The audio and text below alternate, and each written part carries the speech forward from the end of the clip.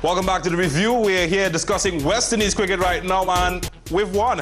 Good stuff. We've won. Marlon Samuels, the outcast, as labeled by some people.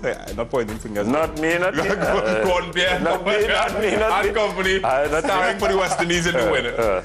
No, of course, it's good to see Marlon come back and really stamp his authority, and I think he has the good old Trinidadian, or should we call it Jamaican bad mind? You know, every time they cast him away into exile, when he returns stronger than ever. Too bad mind. Yeah, always he's too bad man for that. You know, always return with 100. You know, in match-winning situations. So that was good for the West Indies cricket. Of course, among the runs that we scored, you know, but I would like to say I told you so. I said. When did you one bad talking Marlon Samuels? No. I would put my hand. Yeah. Myself and context. I did that. You know, so he definitely, I didn't bad talk him. Although for me personally, I might have picked him as well. You know, look forward. But the man has come and he has spoken with his bat, his broad bat, you know, and look well. So that's good. It orders well. What we see though is the strength of the team. You know, you see Dennis Ramdin. You know, well, Dinesh is having a phenomenal year. I'm going to nominate Dinesh right now as the West Indies Player of the Year for me right now. He probably is. He probably is. As Gordon said, it's not that we were bad talking Marlon Samuels, but looking forward, if he was out of the team, and you made a firm decision that he was out of the team, then you need to look forward. Having said that, he returned with a lot to say, and he said it all in one innings, 126 not out. And again in a match-winning situation, 2 wickets as well. I was surprised to see him bowling because we know he's had his problems with bowling in the past. But it shows that the team is strong, and again, especially in spite of what we know has been happening off the field as well. I know you want to touch on that as well. But fantastic for the West Indies. I only hope that they could continue in this series because, you know, it's never very easy playing in India. The conditions, 1, the support of the home team, 2, and of course, just matching up player for player versus the Indians is always going to be a tough ask for the West Indies. Now, Gordon Pierre predicted in his crystal ball that West Indies are going to win this series. I don't know if Gyasi Merrique shares that same opinion, or should we not get carried away by the first victory, or does that show a sign of things to come? No, I definitely think it shows a sign of things to come. I think we still didn't have Pollard really getting off. We still didn't have Andrew Russell really getting off. You know, so therefore we were without Sunil. We were without Sunil, right? So I'm saying we have a lot of growth room. You know, and that is what is so very impressive. The experiment of opening with doing Bravo was a bit of a surprise. Let me just pause you just right here, and we're still without a coach. All right, so come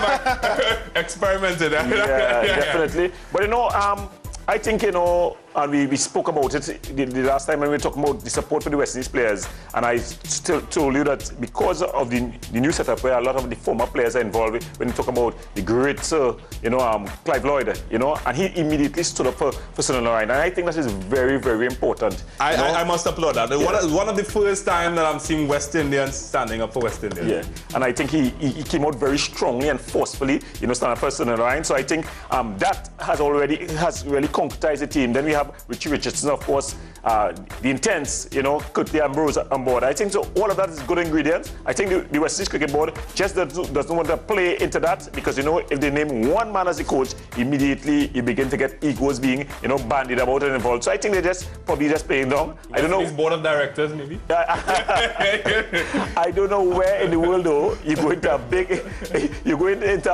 a top 2 or top 3 team to play, and you go down the coach. I don't know where that else will happen, but it's working. They say, why fix the car when it's driving well? It's always good to see the personalities of the former players having such a profound effect on the players. Curtly Ambrose's effect has been tremendous from the Guyana Amazon Warriors during the CPL to now, and things can only get better, hopefully. We've seen the guys bowling well. Ravi Rampal seems to be finding himself just slowly but surely again. Jerome Taylor has returned as well. So all in all, I did predict a slim 3-2 victory for the West Indies in this series. Let's see if they could probably do 1 or 2 better. A whitewash might be. All right, let's get into our favorite part of Caribbean sport, controversy. West Indies player strike, you know, first game almost wasn't played. Definitely, you know. Controversy is never far away from sport in the Caribbean, and of course the West Indies team. On this issue, I will say though, the players do have a legitimate concern. When rights are taken away from you, and if what they are saying is true in terms of it never being discussed in a serious manner, in a collective manner, they do have a legitimate concern. Strike action, to me, I look at it similar to the Randy Waldrum issue in football. Is that the sort of image you want to portray for your team, for the region that you represent, etc.? Maybe not. Having said that, they still they did away with the threat of striking. But they want to wave a line's head now. They want to wave a line's head now. Where will that lead? Head must roll. Right. You know, and I am, but Gyasi, I have to agree, you know, with almost everything he said. You know, the players definitely have rights. I have watched the contracts though, and I think that the contracts are a bit fairer to more players. Some more players. Yeah, you know, if you're saying it's the West Indies Players Association, and those players in the association are not necessarily the West Indies players, but players in the West Indies region. Yeah. I think it's more fair to everybody involved. But at the end of the day, it's the premier and the elite players who normally dictate, you know, what's going to happen, and the top end of things. They are the earners. Yeah, they are the income generators. So at the end of the day, they have a point. The brinksmanship, though, I think it's very distasteful, you know, and I am drawn back, you know, and I always wonder why it always happens to Caribbean and African countries. You know, you would not hear in Europe, you'll hardly ever hear in Europe a team about to play a big sport game and they're going to boycott and strike. You know? It's a burn time. Yeah. Well, there was France at the 2010 World Cup. Yeah. But again, it's few and far in between. Few and far in between. For European and other developed world countries. Yeah. And it really is a sad state of affairs when that can happen, especially seeing that, as Gordon pointed out, the whole objective of the MOU that was signed between WIPA and the WICB seemed to have more players' interest. Well, they seem to actually be kissing and making up. No one have turned their guns on WIPA. Yeah, no, well, that's it.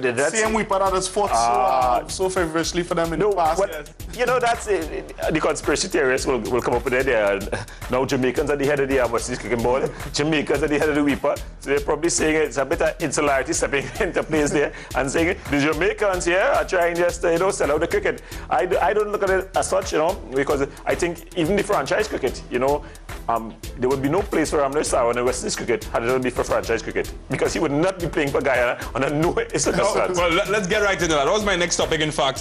Surprise, Ramner Sawa, selected by Team Trinidad and Tobago. It is a selection with some merit. Ramner Sawa has a wealth of experience in the game, and perhaps he has 2 or 3 years of good cricket still left in him, and he could be, even if it's just for a sentimental value to the Trinidad and Tobago team or any team in the region that would have wanted to pick him, we can look at it from that standpoint. Whether or not we want Ramner Sawan to be a main player in our setup in terms of actual playing cricket and leading a team is another topic, because he has been damaged mentally over the years of the back and forth with the West Indies. I think that Sawan's problem is more mental than physical. Yeah, it is. And to have a player like that who is so mentally emotional, it could work 2 ways. It could be the bad mind that we've been speaking about could come to the fore, or he could totally just flop. It could be a new environment as well, a new start for him. You never know. You know, it probably could be a fresh start for him. The only down part I see is if a young player, you know, would have lost his place because of Ramner Sawan. But it's not that we've been championing 4-day cricket anyhow. No, but of course you wanna. In today's world, we all have our own views of the Test cricket, you know, the longer version. But in today's world, it is the highest level of cricket, and as such, you know, you wanna prepare players for that level. So I think, you know, just maybe a long player losing his place. But I think Ramner Sawan, he has always had a friendly, you know, disposition, relationship with. In fact, he spent a lot of his time in Trinidad and Tobago. Yeah. He's a former West Indies captain. I think a lot of people lost sight of that. And a very established and classy batsman. So I think he brings a lot of positivity to the table. How is he going to handle it? It's all up to him. And I think it's a step in the right direction to get rid of the insularity in the cricket. I think, you know, when we start to see Guyanese probably you see a couple of Jamaicans. We'd have to cross that border. Probably be a couple of Bajans in the Trinidad and Tobago team, and I think then we'll begin to really see the West Indies flavor. And I think at the top end of it will be when they pick 7 Trinidadians. Nine. When they pick 9 Trinidadians, all the countries will still rally behind them because it will be the best 9 players or the best 11 players. In the West Indies. All right, well, no plans yet for Sunil Narine. The mystery spinner's future still remains a mystery. Sunil, it is tough. It must be tough on him to be here again. As you know, he was called up for an action some years ago. He overcame that, or thought he would have overcome it, only to wind up in the same position once again. He has to be mentally strong.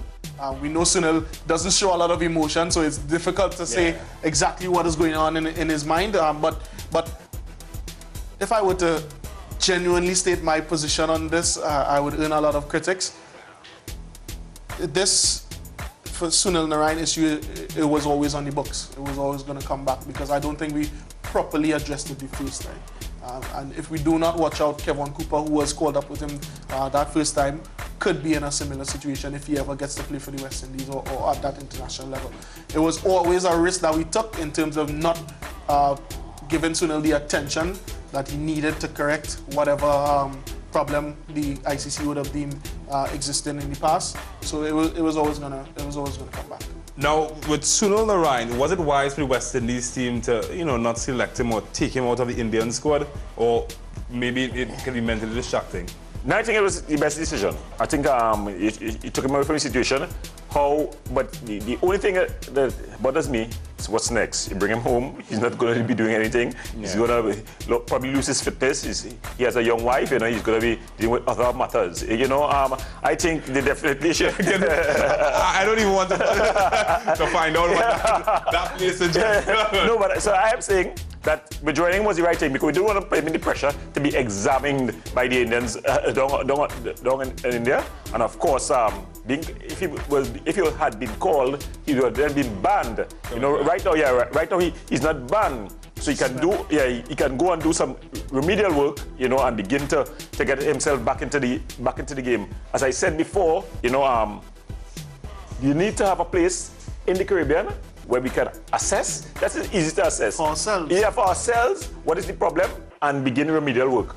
So right now he should not be sitting down. We have a high performance unit in Barbados, I think it is. He should be there working on his action, getting it right. That is what we need to do, and that is where, when we have these places, high performance academies and what have you, that is what they are there for. We do not need to go to England because that's where they are starting to be assessed, or Australia to be assessed, or India. India. That is the opposition, and you open yourselves for all sorts of possibilities, thereby allowing your player to be scrutinized by the opposition. Definitely, and although he will be assessed for the angles of degree of movement, he will also be analyzed. And all of a sudden, he'll no longer be a mystery, but an open book. An open book, I like that. All right, so, well, the last player that was called for the West Indies team and fell off the map after that, Jermaine Lawson. He's going to be playing for the USA now. I'm still trying to wrap my mind around that. But it has been an avenue for players or former West Indies players in the past. Leonard Kush captained the team for a while, and we know Shiv Narayan Chanderpaul also plays a huge role in terms of introducing cricket to the United States. So it is not foreign, although he is foreign. But it's just sad to see such a promising player at one point in time. This is where he ends up. Jermaine Lawson could have been a tremendous resource to the West Indies cricket team over the years if he had been given the attention that Sunil Narine now finds himself. So let's hope that in 10 years' time Sunil Narine is not playing for the USA. He's got America. We see him. You may just think the mystery picture. Hey, that's it for this segment of the review. Keep it locked. Thank you, Gyasi, Merrique, Gordon, Pierre, for joining us. We will come back with much more. Keep it right here, the review.